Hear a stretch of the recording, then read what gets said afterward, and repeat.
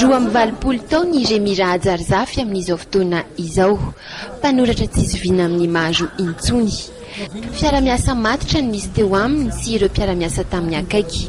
Finaritra ny fanakalo hevitra aminy satria manana traikefa izy, manana fahalalahana izay tsy ananany tanora mampalahelo fa ananan'io mitovitovy fotoana aminy.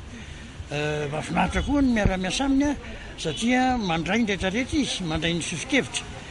Tsy ny momba ny io 27 mars ihany nataony ka navitany boky, fa betsaka nataony momba ny fandraisan'ny Allemagne sy Madagasikara, momba ny zava-niseho tamin'ny 13 mai. Mampiseho zany fa misy mpanao gazety mahay tantara.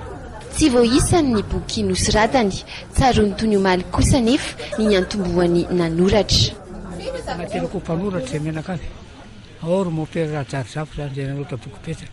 Ao sy ny professeur Siméon Radjaune izay zanak'ory mpianadahy aminay mpanoratra koa. Dia zany ohatra manantovan'ireo dia mpanoratra sainginy tantara Madagasikara. Zay zany ny motivo. Dia izao koa tamin'izany nanao gazety naangona zavatra be dia be. Satria efa rédacteur en chef na gazety ako tamin'ny vaovao tany amin'ny Lacroix Madagasikara, directeur de publication.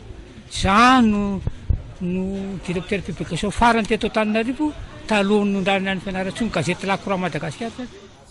Ireo zava-nitranga teto amin'ny firenena ka notehiriziny no nakany aingam-pananany ratana.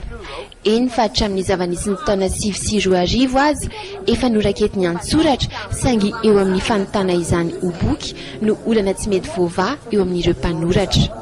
Efa nanomboka tamin'ny événement 1991 dia tena 13 mai foana ny raharaha amin'ilay mampikary koa zany dia efa vitako jour le jour ny zavatra nitranga amin'ny teny malagasy miaraka amin'ny sary vitsivitsy tonga ny 2009 ohatran'ireny za foana ny voalohany eny 13 mai ka ho an'ny tantarana tonga avakeny dia vitako jour le jour zavatra mitranga ny kabary na valomanina teny isan'andro isan'andro vitako tonga indray ny moa izy ny Florajoelina zany voalohany tonga teny vitako isan'andro isan'andro ny kabary nanakasatra ty amin'ny zaridaina Ambohidratovo iny fa no miresahana azy zalahy manodidina azy hoe boky amin'izay ty tsy mbola maika izany malahelo dia efa maty angamba vao zay vala izy atsony no ano dia mbola velona ilay mpanoro dia tokony hotoanana ary mandoritra zavatra anao dia tokony atsora atota.